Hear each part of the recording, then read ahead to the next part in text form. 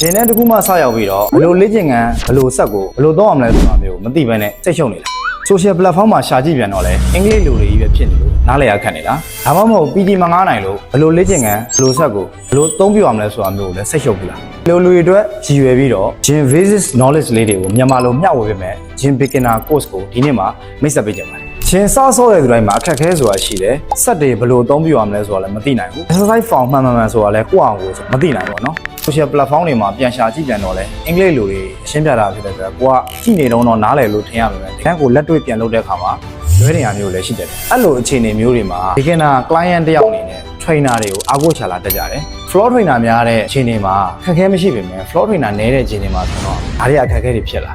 PD trainer ပေါ့နော်သူ PD ပြနေတဲ့အချိန်မှာ client အများကြီးကိုဒီလိုအသေးစိတ်ရှင်းပြဖို့အတွက်ကလည်း trainer ဘက်မှာအခက်အခဲရှိတယ်ဘာလို့လဲဆိုတော့ PD စားဘက်ကပဲသူတို့ရဲ့ trainer ရဲ့အတိုင်းဝန်ကြောင့်ကိစ္စရက်တခုဖြစ်နေလို့ပေါ့နော်ဒါပေမဲ့ client ဘက်ကနေကြည့်ပြန်ရင်လည်းသူတို့ gym member fee သွင်းထားပြီးတော့သူတို့ဘယ်သူမှ view မဆိုင်ဘူးဆိုတော့ feeling မျိုးတွေဖြစ်လာတယ်